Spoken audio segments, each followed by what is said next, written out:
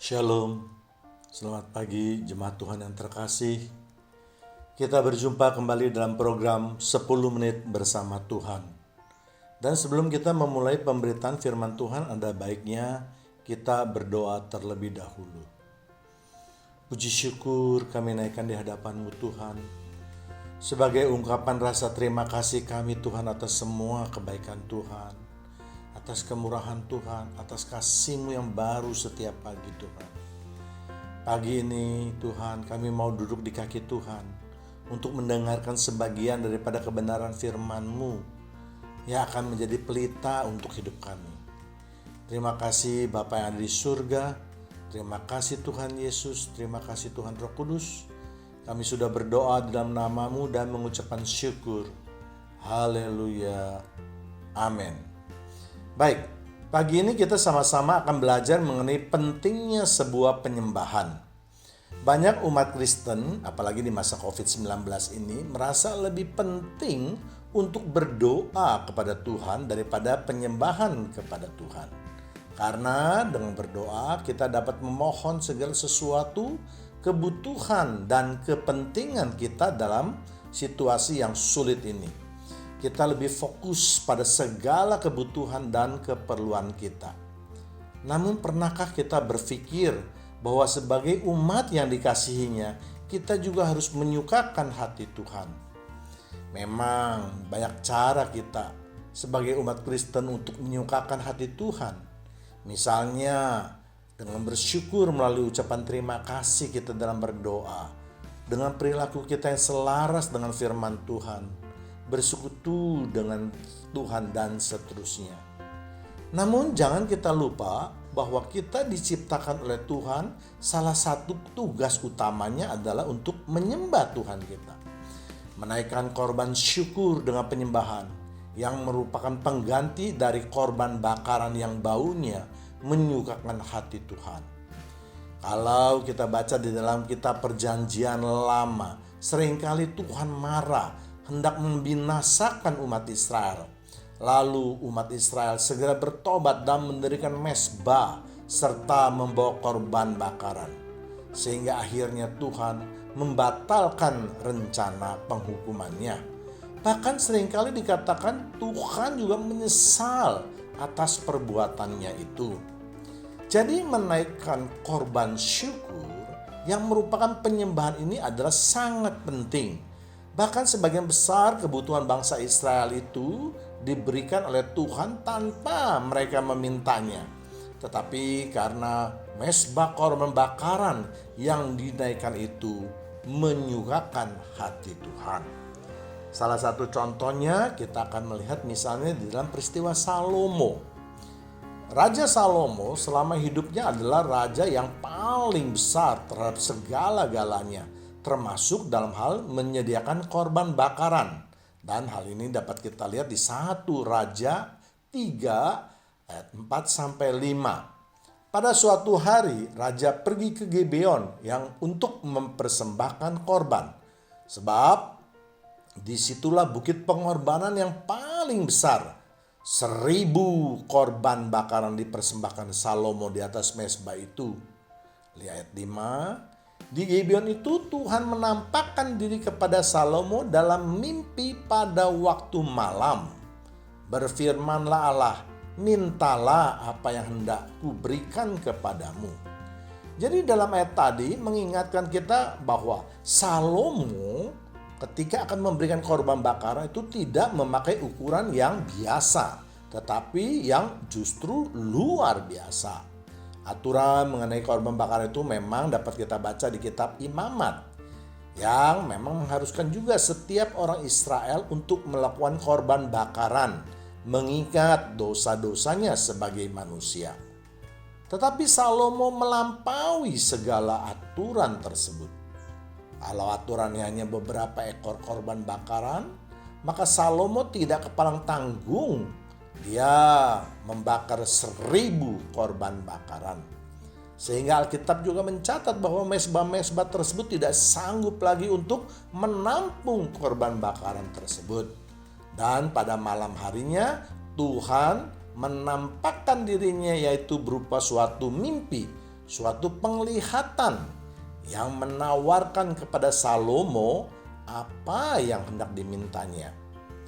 Lalu pelajaran apa yang kita dapat dari peristiwa itu? Bahwa ketika kita membawa korban bakaran yang bisa diartikan juga adalah penyembahan, maka kita tidak perlu lagi meminta-minta kepada Tuhan apa yang kita perlukan. Tetapi kalau hati Tuhan sudah disukakan, maka Tuhanlah yang akan menghampiri dan menawarkan apa yang terbaik atau apa yang kita butuhkan, yang terbaik yang kita butuhkan, yang boleh kita terima. Kita tidak usah menggedor-gedor pintu surga. Karena kalau menggedor pintu terlalu keras juga akan menimbulkan kesan yang kurang sopan. Seakan-akan kitalah yang hendak mengatur Tuhan kita. Memang ketika kita berdoa kita juga bisa mengucapkan korban syukur kita, yaitu ucapan terima kasih. Tetapi sekali lagi yang saya katakan bahwa kebanyakan dalam kita berdoa itu lebih fokus atau lebih banyak yang kita ucapkan adalah permintaan atau kebutuhan kita. Untuk itu mari jemaat Tuhan yang terkasih, kita harus merubah fokus kita kepada Tuhan. Kita harus lebih menyukakan hati Tuhan daripada sekedar untuk memohon kebutuhan kita. Lalu apa yang harus kita lakukan dalam memberikan atau menaikkan korban syukur kita kepada Tuhan? Jawabannya sekali lagi adalah penyembahan. Kalau kita hanya fokus pada keduniawian kita, maka ada kalanya kita bisa menilai salah atau melakukan penilaian yang salah. Sebab iblis juga dapat memberikan harta duniawi kepada kita. Apalagi kalau kita mau menyembah iblis. Maka Alkitab mengatakan iblis akan menyerahkan seluruhnya kepada kita. Dan hal itu dapat kita lihat di Lukas 4 ayat 7. Jikalau engkau menyembah aku, seluruhnya itu akan menjadi milikmu.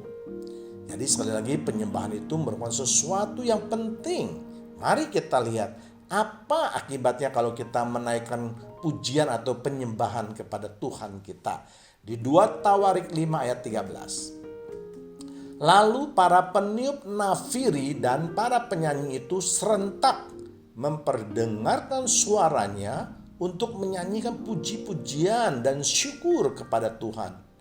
Mereka menyaringkan suaranya dengan nafiri, ceracap dan alat-alat musik sambil memuji Tuhan dengan ucapan sebab ia baik.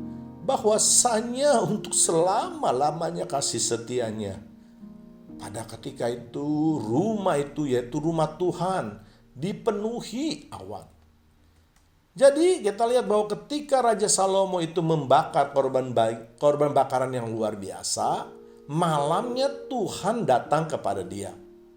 Tetapi ketika para penyembah dan menyanyikan pujian dan alat musik dan mengucapkan syukur atau memuji Tuhan bahwa sebab ia baik, bahwa selama-lamanya kasih setianya yaitu baik, maka Tuhan langsung menghampiri umatnya. Jadi kalau kita mau supaya Tuhan menghampiri kita atau supaya kita mau bisa berjumpa dengan Tuhan, maka kita tidak usah melakukan banyak usaha yang mahal ataupun menggedor-gedor pintu surga. Tetapi cukup kita siapkan hati kita. Kita arahkan hati kita. Kita fokus pada Tuhan kita. Dan mulailah kita menaikkan puji-pujian serta ucapan bahwa ia sungguh amat sangat baik. Maka pasti kita akan langsung merasakan hadirat daripada Tuhan. Dan dengan kehadirat Tuhan itu, maka saya juga yakin dan percaya Tuhan akan memberikan yang terbaik kepada kita tanpa kita perlu meminta-mintanya. Sebab bukankah Tuhan kita adalah Tuhan yang maha segala-galanya? Untuk itu, sekali lagi, jangan lupakan tugas utama kita yaitu menyembah kepada Tuhan kita. Dan kita terus menyukakan hati Tuhan kita. Haleluya. itu, mari jemaat Tuhan, kita satukan hati kita untuk menaikkan pujian ini. Indah ku berhadapan denganmu, memandang wajahmu, Yesus kekasih jiwaku. Bawa kami Tuhan, bawa daku erat dalam pelukanmu.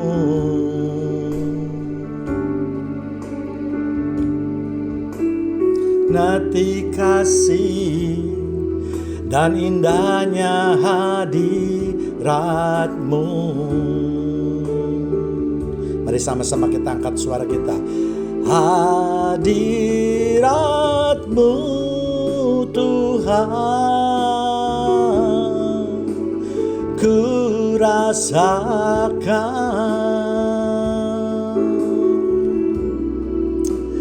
kekudusan-Mu Bapa, penuhiku. Kami rindu Tuhan, ku rindu selalu diam dalam bait-Mu, menikmati kasih anugerah-Mu.